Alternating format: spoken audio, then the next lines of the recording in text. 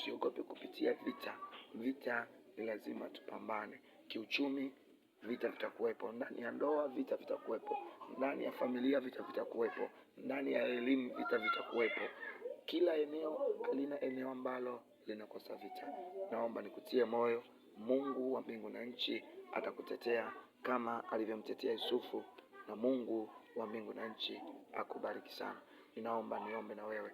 Mfalme Mungu mwema uliyejaa neema na utukufu, asante kwa ajili ya wakati huu ambao Bwana umenipa neema kusema na watoto wako maneno haya machache. Ninaomba neema yako juu yao.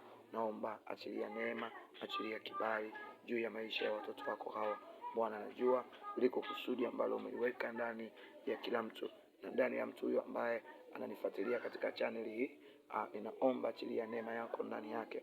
Ninajua viko vita, ninajua yako mashambulizi, lakini haya yote ni kwa sababu ya lile kusudi ambalo umeweka ndani yake. Ninaomba ukamvushe salama mama, baba, kaka huyu na dada huyu katika kusudi ambalo umeliweka ndani yake. Kama ulivyomvusha Yusufu, kama ulivyomvusha Musa, ninaomba naye ukamvushe salama. Neema yako ikaambatane pamoja naye. Ninambariki, bariki ofisi yake, bariki kazi ya mikono yake, bariki familia, bariki watoto wake. Usimwache na wala usimpungukie. Ninajua yupo katika changamoto, yupo katika vita vikubwa, lakini Bwana, najua utaendelea kumpigania katika vita hii hata atakapolitimiza lile kusudi ambalo umeliweka ndani yake. Ni katika jina la Yesu Kristo aliye Bwana na Mwokozi wetu. Mungu wa mbingu na nchi akubariki sana, na neema ya Mungu na iwe pamoja na wewe, na utukufu wa Mungu uende na wewe. Mungu akulinde usiku huu, akutetee, akufanikishe, akufunike kwa damu yake ya thamani. Kila mwenye jicho baya na kila mwenye nia mbaya juu yako asifanikiwe, katika jina la Yesu Kristo aliye Bwana na Mwokozi wetu. Amen. Nichukue nafasi hii nikukaribishe, tuko maeneo ya airport Dar es Salaam.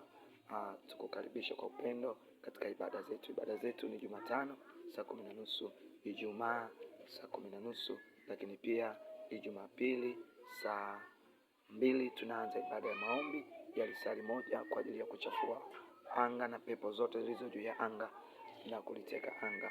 Mpaka saa 3 tunaanza ibada ya mafundisho mpaka saa 4. Saa 4 tuna ibada kuu mpaka saa 6, na saa 6:30 tunamaliza ibada zetu. Tukukaribishe sana kwa upendo ndani ya huduma yetu ya kanisa la Church of God in Tanzania, au kwa kifupi COGT, Hema la Ukombozi, chini ya Pastor Hosea Miovela. Mungu wa mbingu na nchi akubariki sana, na neema ya Mungu na iende pamoja na wewe tangu sasa na hata milele. Amen.